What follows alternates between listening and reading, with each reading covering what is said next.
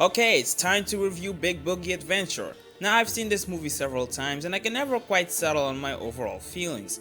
Every time I watch it, my opinions slightly change. I mean, I like it, but it's how much I like it that puzzles me. The basic story is that Boogeyman comes back vengeful and attempts to screw with Grim after he was banished to the Nightmare Realm.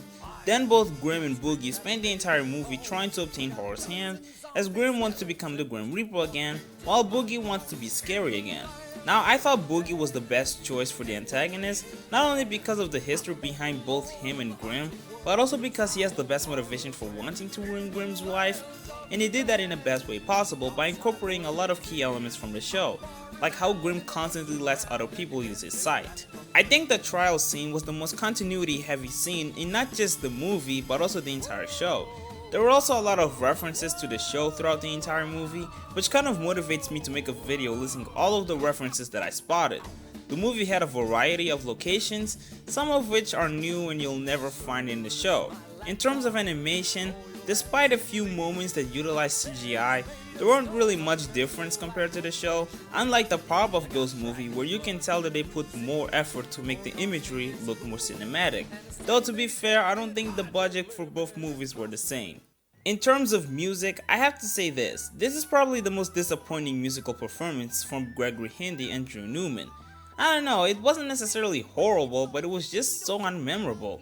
I remember every score from the best musically scored episodes of Billy and Mandy.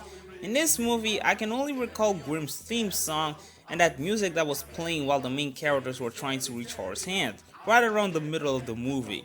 The rest of the background music was just kind of generic Billy and Mandy background music, which is something I wouldn't expect from the first movie. As I further my review, you'll understand why my feelings towards this movie are a bit mixed and interchangeable. Although one issue I had with this movie that hasn't changed since I first watched was Irwin's involvement.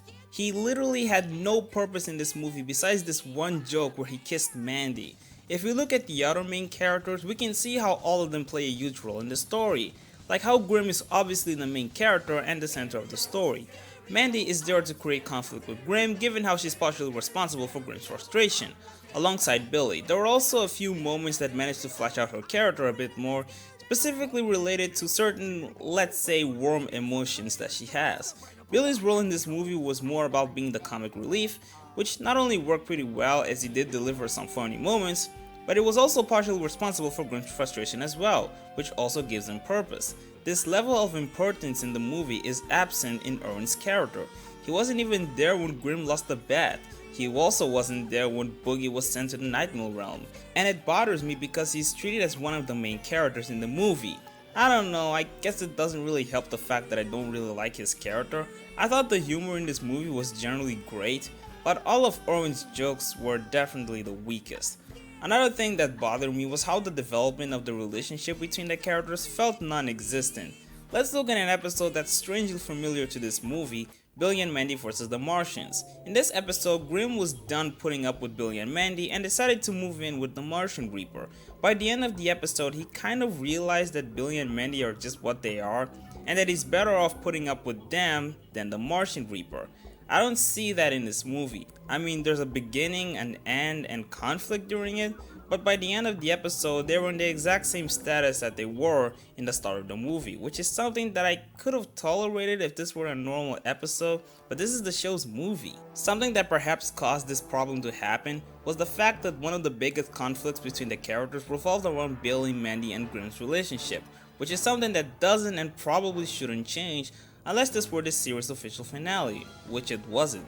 This is something that I believe Wrath of the Spider Queen and Underfist did well. By the end of both movies, the characters were at a different point of view and the relationship suffered a real development.